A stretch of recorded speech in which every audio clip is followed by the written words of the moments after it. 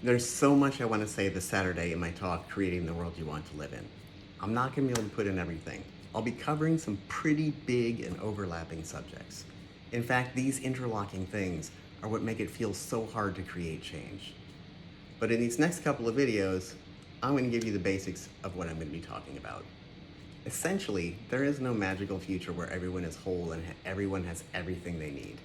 We create the future, one choice, one action, and one connection at a time, together with the people around us. It's not going to arrive by voting the right people into office, and it's not going to arrive through policy. We make it happen with each other, and I mean all of us. We need to build stamina within ourselves and with each other, especially for our family and neighbors who look and think differently than us, those people we instinctively want to stay away from. We are in this for a longer haul than any of us can imagine. We need to build webs of trust, and I don't mean perfect trust, which isn't possible, but enough trust that we feel like we don't have to go it alone all the time. Learn how to feel and say your clear no. Practice stepping back and then letting others step forward. We can take shifts, shine where we can, then step back and rest, and let others shine. We need to slow down and pause between actions and orient more towards questions and experiments. As Andrea J. Ritchie says, what's the next generative question?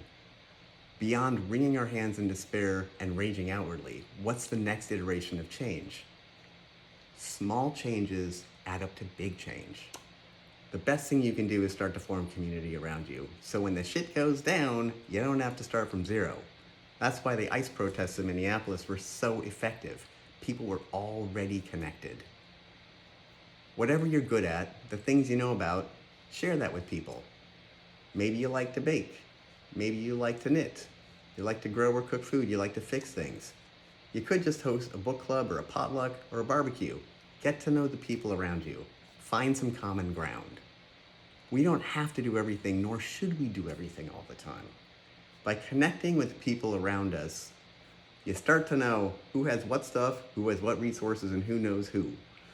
And if you're white, listen to Black and Indigenous people who have faced resistance of centuries from some pretty harsh shit.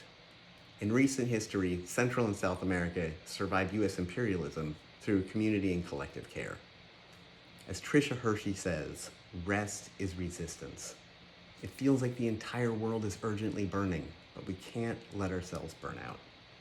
Please join me on my talk, August 1st, Saturday, 11 to 12:30 p.m., and I will talk more about these things in depth, how to get stamina, how to connect with people around you through interesting and creative ways, how not to burn out, especially if you're neurodivergent.